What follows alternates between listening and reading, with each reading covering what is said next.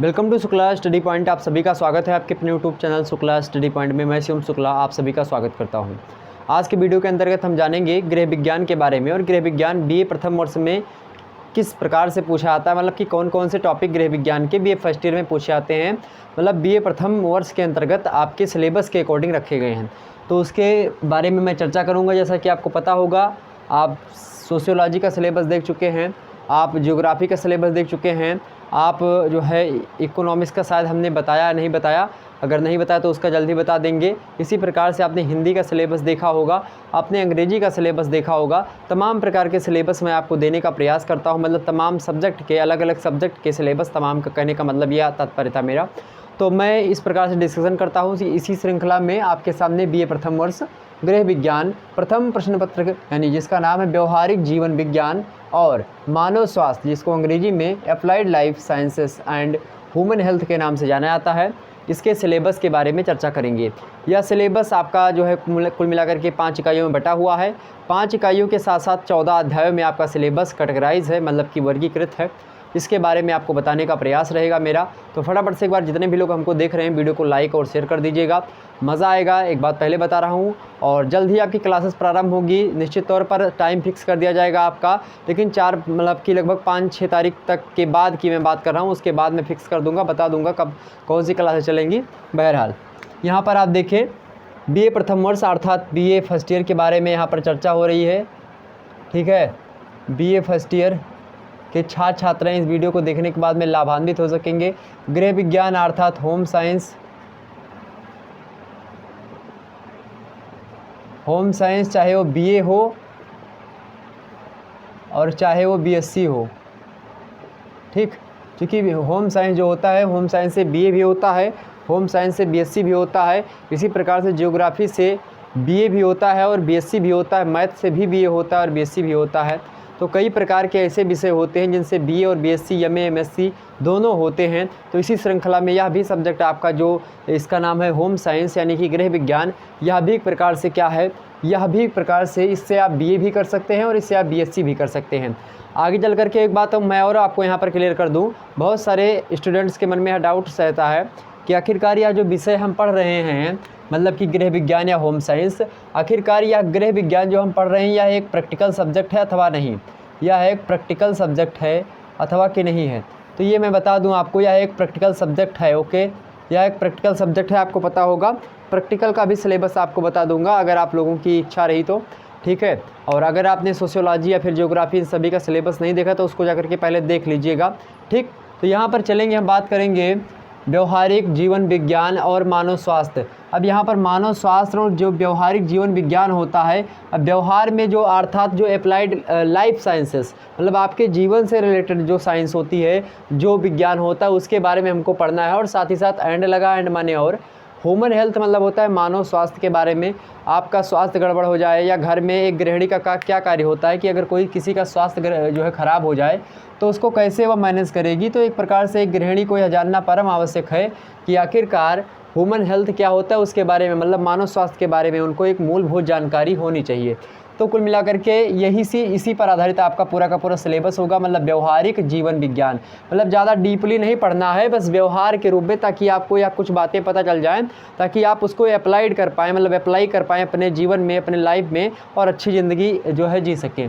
तो यहाँ पर बस यही आपको पढ़ना है, ठीक है। बिल्कुल हमको बायोलॉजी के स्टूडेंट की तरह नहीं पढ़ना है, लेकिन हाँ इतना ज़रूर जानना है कि वह आप अपने जीवन में, ठीक है, ध्यान सुनिएगा, आप अपने जीवन में इन साइंस का, मतलब विज्ञान का, जो विज्ञान आप पढ़ने जा रहे हैं यानी जीव विज्ञान, उस विज्ञान का उपयोग कैसे करते हैं या फिर उपयोग कैसे करती हैं, ठीक। ये चीज़ें यहाँ पर हमको मुख्य रूप से देखना पड़ेगा। इसका पढ़ाने का मेन उद्देश्य यही है, ठीक है। इसका पढ़ाने का मेन उद्देश्य क्या रहा है, यही है। अब आइए बात करते हैं आपके सिलेबस में क्या क्या चीज़ें संकलित हैं। यहाँ पर आप सभी लोग देखिएगा, यहाँ पर आप सभी लोग देखेंगे इकाई 1, इकाई 2, इकाई 3, इकाई 4 एंड इकाई 5, मतलब कि यूनिट 1, 2, 3, 4, 5, इकाई 1, 2, 3, 4, 5। 5 इकाइयों में बटा हुआ, कुल मिलाकर के 14 चैप्टर्स हैं। एक एक चैप्टर से एक एक वीडियो के अंतर्गत हम समझने का प्रयास करेंगे आने वाले समय में। वैसे अगर आपको इन सभी चैप्टर संबंधित वीडियो देखनी है तो एक दूसरा चैनल मेरा पहले BA क्रैकर नाम से था, अब MA क्रैकर हमने उसको चेंज कर दिया है। उस पर आपको इन सभी चैप्टर संबंधित वीडियो मिल जाएंगी और वह ऑब्जेक्टिव फॉर्म में मिलेंगी, तो उसको आप लोग देख लीजिए। उसको देखने के बाद में आप जो है ऑब्जेक्टिव क्वेश्चंस वहाँ से लगा सकते हो अच्छे तरीके से, ठीक है, उसको आप अच्छे तरीके से लगा सकते हैं। तो वहाँ से जाकर के आप सभी लोग देख लीजिएगा उसको, ठीक है। तो यहाँ पर MA क्रैकर पर आप देखेंगे कोशिका एवं ऊतक के बारे में हमने एक चैप्टर में लगभग जो है लगभग 45 से 50 प्रश्नों की एक श्रृंखला लाई, मतलब कि हर चैप्टर से इंपॉर्टेंट बनने वाले प्रश्नों को हमने विस्तार से वहाँ पर चर्चा करी है। तो आप देख लेंगे 14 वीडियोज़ आपको मिल जाएंगी और साथ ही साथ मॉडल पेपर भी और प्रीवियस ईयर क्वेश्चन पेपर हमने हल भी करवा दिया था, तो सब पढ़े होंगे उस चैनल पर, तो आज वहाँ पर जाकर के देख लीजिएगा। बहरहाल मैं इसको फिर से शुक्ला HD पॉइंट चैनल पर आपको देने का प्रयास करूँगा, ठीक है, तो आप लोग बने रहेंगे। पहला आपका चैप्टर क्या है, कोशिका और ऊतक। कोशिका मतलब सेल, ऊतक भी होता है। तो ऊतक और कोशिका जो होते हैं लगभग एक ही चीज़, मतलब कि छोटी इकाई, सबसे छोटी इकाई कोशिका होती है जीवन की, ठीक। तो इसके बारे में चर्चा करेंगे। विभिन्न जो है कोशिकाओं के समूह से ऊतक बनता है, ऊतक के जो है समूहों को जब मिलता है तो अंगक बनता है या फिर अंगतंत्र बनता है, इसी प्रकार से हमारा शरीर आकर के बनता है। हम समझेंगे जब चैप्टर वाइज वीडियो प्रोवाइड करेंगे, विस्तार से आपको बताएंगे। बहरहाल आप यहाँ पर ये देखें कि आखिरकार आपके सिलेबस के अंतर्गत कौन कौन से चैप्टर हैं। तो पहला चैप्टर आपका क्या है, कोशिका और ऊतक। दूसरा चैप्टर इसी श्रृंखला में आपके सामने आता है हृदयग्राही संस्थान। क्या हृदयग्राही संस्थान, इसमें आप रक्त के बारे में पढ़ेंगे, हृदय से संबंधित जो चीज़ें हैं, मतलब कि जो हृदय परिसंचरण तंत्र, जो रक्त परिसंचरण तंत्र होता है, ब्लड सर्कुलेशन वगैरह, वो सब आप इसमें देखेंगे। हृदयग्राही संस्थान के अंतर्गत जो भी चीज़ें हृदयग्राही संस्थान के अंतर्गत आएंगी उनको देखेंगे हम। अगला है आपका आमाशय यानी स्टोमक जिसको आप कहते हैं, और आंतरिक संस्थान, मतलब जो आपके अंदर की जो है शरीर के अंदर की जो एक प्रकार से जो व्यवस्था है, जो प्रक्रिया होती है, आमाशय वगैरह, अर्थात जो आपका स्टोमक वगैरह होता है, उसके बारे में हमको यहाँ पर जानना है। स्टोमक मतलब होता है भीतरी पेट जो होता है, तो उसके बारे में हमको यहाँ पर अध्ययन करना है मतलब कि तीसरे अध्याय के अंतर्गत। चौथा अध्याय आपका है उत्सर्जन तंत्र, मतलब कि जहाँ से आप जो है मलमूत्र का त्यागन या फिर इत्यादि करते हैं, उसको उत्सर्जन तंत्र कहते हैं। उत्सर्जन तंत्र कैसे होता है, किस प्रकार से पाचन क्रिया होती, किस प्रकार से खाना पचता है शरीर में, इन समस्त मुद्दों को हम देखने का प्रयास यहीं पर करेंगे। छोटी आंत क्या होती है, बड़ी आंत क्या होती है, कितनी लंबी क्या होती है, सब हमने बताया भी है और बताएंगे आने वाले समय में। नेक्स्ट है आपका श्वसन तंत्र। श्वसन तंत्र के बारे में भी यहाँ पर आपको पढ़ना पड़ेगा। श्वसन तंत्र आप समझते होंगे, श्वसन तंत्र क्या होते हैं। श्वसन तंत्र आप सभी लोग जानती होंगी या जानते होंगे। श्वसन तंत्र क्या होता है, जिससे आप सांस वगैरह लेते हैं, मतलब कि सांस लेने में जिन जिन तत्वों का, जिन जिन यंत्रों का, मतलब जिन शारीरिक यंत्रों का प्रयोग आप सांस लेने में करते हैं, उन सभी को हमको यहाँ पर अध्ययन करना है। नेक्स्ट है आपका छठवां अध्याय। छठवें अध्याय के अंतर्गत हम पहुँचते हैं तो हमको एक तंत्रिका तंत्र मिलता है, नर्वस सिस्टम जिसको आप कहते हैं। और तंत्रिका तंत्र के बारे में अगर बात की जाए तो इसमें बहुत एक प्रकार से बहुत मूलभूत चीज़ होती है तंत्रिका तंत्र। तंत्रिका तंत्र समझना बहुत ही ज़रूरी होता है किसी भी जो है, चाहे वह गृह विज्ञान का स्टूडेंट हो या फिर चाहे वह एक प्रकार से जीव विज्ञान का स्टूडेंट हो, तंत्रिका तंत्र के बारे में जानेंगे। उसके बाद में नेक्स्ट है आपका 7वें अध्याय के अंतर्गत हम पहुँचेंगे तो हम मांस एवं मस्तिष्क संस्थान के बारे में चर्चा करेंगे। मांस क्या होता है, मसल पेशियाँ जो हैं, और अस्थि मतलब कि हड्डी वगैरह जो हैं कैसी बनती है, फेबुला हड्डी या तमाम प्रकार की जो हड्डी ढांचा या फिर जो टिहुनी, मतलब कि तमाम प्रकार की जो हड्डी है, हाथ में कितने प्रकार की या फिबिया वगैरह तमाम प्रकार की जो हड्डी मतलब हैं शरीर में, या फिर जो भी अस्थि वगैरह हैं, मांस वगैरह, मांसपेशियाँ, इन सभी के बारे में हम चर्चा करेंगे, ठीक है। तो यहाँ पर हम देखने का प्रयास करेंगे। उसके बाद में तो आपका 7 जो अध्याय है वह इकाई 1 में संकलित है और इकाई 2 में हम चर्चा करेंगे। इकाई 2 के अंतर्गत कौन से चैप्टर्स हैं आपके, इकाई 2 के अंतर्गत आपके चैप्टर्स हैं कौन से, मतलब इकाई 2 में आपके लगभग 3 चैप्टर संकलित हैं। पहला चैप्टर है आपका स्वास्थ्य की अवधारणा। मानो इसमें हम किसके बारे में, स्वास्थ्य की अवधारणा मतलब कॉन्सेप्ट ऑफ हेल्थ, मतलब कॉन्सेप्ट समझेंगे किसका, हेल्थ का कॉन्सेप्ट समझेंगे और हेल्थ क्या होता है इसके बारे में विधिवत जानकारी यहाँ पर हम लेंगे चैप्टर 8 के अंतर्गत, मतलब कि अध्याय 8 के अंतर्गत। तो इसको आप सभी लोग देखिएगा। वहाँ पर आप क्वेश्चंस प्रैक्टिस सेट करना है तो आप जा करके कर सकते हैं आसानी से, वहाँ पर पड़ा हुआ है, ठीक है, क्वेश्चन सेट MA क्रैकर पर।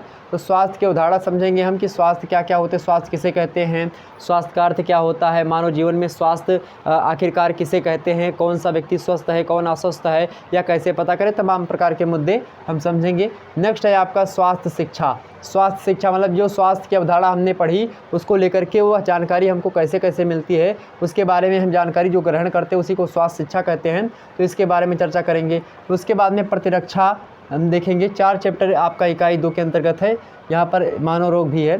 प्रतिरक्षा के बारे में देखें, जैसे कि जो टीका वगैरह लगाया था, कोरोना का भी टीका लगाया गया, या कि एक प्रकार से किसके तहत, तो प्रतिरक्षा के तहत ही, यानी तमाम प्रकार के चेचक के टीके हों, चाहे वह एक प्रकार से आप देखते होंगे जो BCG का टीका हो, चाहे आप देखेंगे छोटे छोटे बच्चों को तमाम सारे जो टीका लगते हैं, पोलियो का टीका हो, ये सब टीका जो होते प्रतिरक्षा के लिए, मतलब कि वो रक्षा कर, रोगों से रक्षा के लिए जो टीका वगैरह लगवाया जाता है, कार्यक्रम वगैरह, वो सब इसके अंतर्गत कौन लगवाता है, क्या होता है, कितने वर्ष पर लगता है, क्या क्या चीज़ें होती, पूरा प्रोसेस इसके अंतर्गत हम देखेंगे। उसके बाद में मानव रोग क्या होता है, मानव रोग के बारे में यहाँ पर चर्चा करेंगे। मानव रोग मतलब क्या होता है, ह्यूमन जो रोग होता है उसके बारे में चर्चा करेंगे। तो मानव के अंतर्गत कौन कौन से रोग होते हैं और कैसे कैसे रोग, जैसे कि रोग कितने प्रकार के होते हैं, रोगों के एक प्रकार से कैटेगरी हम देखेंगे। कैटेगरी के साथ साथ कौन से रोग जो है बैक्टीरिया से होते हैं, कौन से रोग जो है एक प्रकार से बात की जाए तो वायरस से होते हैं। इन सभी डिसीज़ के बारे में हम चर्चा करेंगे। तो जो ह्यूमन डिसीज़ हैं उनके बारे में देखेंगे। ओके, उसके बाद में इकाई 3 में हम प्रवेश करेंगे। इकाई 3 में आप देखेंगे जन स्वास्थ्य सेवाएँ, जो है सरकार के द्वारा जो आम नागरिक को या फिर जो व्यक्ति हैं भारत में रह रहे या फिर किसी भी देश में रह रहे हैं, उनके लिए सरकार के द्वारा जो स्वास्थ्य सेवाएं दी जाती हैं और कौन सी स्वास्थ्य सेवाएं दी जाती हैं, इसके बारे में यहाँ पर हम चर्चा करने वाले हैं। ठीक, इसके बारे में चर्चा करेंगे। तो इकाई 3 में जो है यही चैप्टर है आपका, केवल चैप्टर 12 ये संकलित है, बड़ा चैप्टर है, थोड़ा सा हम समझेंगे इसको। नेक्स्ट है आपका इकाई 4 के अंतर्गत बैक्टीरियोलॉजी। क्या है बैक्टीरियोलॉजी? ठीक है, तो ये जो सूक्ष्म जो जीव होते हैं बैक्टीरिया वगैरह, बैक्टीरिया के बारे में हम चर्चा करेंगे यहाँ पर। तो बैक्टीरियोलॉजी इसको कहते हैं हम, तो इसके बारे में हम चर्चा करेंगे, बैक्टीरियाज वगैरह के बारे में इसके अंतर्गत। ओके, और जो नेक्स्ट आपका था वह पर्यावरण और जो है प्रदूषण को लेकर के था। तो पर्यावरण प्रदूषण के बारे में हम यहाँ पर देखेंगे। तो कुल मिलाकर के बस यही आपका चैप्टर्स था। लाइट भी चली गई और एक चैप्टर आपका बच भी गया था, 15वां नंबर, सॉरी 14वां नंबर इकाई 5 के अंतर्गत है, और शायद वह है पर्यावरण, जो हमने आपको बताया पर्यावरण और प्रदूषण की अवधारणा। तो पर्यावरण और प्रदूषण की अवधारणा के बारे में हम चर्चा करेंगे आपका उसमें। ठीक, तो ये सारे मुद्दे आपने देखा, सारे की सारी चीज़ों को हमने आपको बता ही दिया। तो यही सब हमको पढ़ना है ओवरऑल। तो बिल्कुल चिंता ना करें आप लोग, आने वाले समय में मैं इन सभी मुद्दों को पढ़ाने का प्रयास करूँगा और ऐसे वे में समझेंगे ताकि आपका क्वेश्चन फंस जाए और ज़्यादा मेहनत भी आपको ना करनी पड़े। इस प्रकार से आपको बताने का प्रयास रहेगा। ठीक है, तो बिल्कुल चिंता आप सभी लोग ना करें, फटाफट से वीडियो को लाइक और शेयर कर दीजिएगा।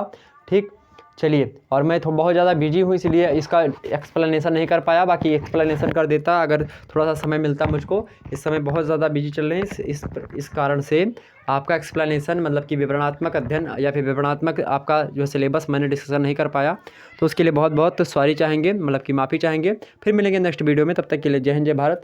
और लाइट वगैरह जानते ही आप ख़राब रहती गाँव की। चलिए फिर, धन्यवाद आप सभी का, बहुत बहुत धन्यवाद। Good night all of you.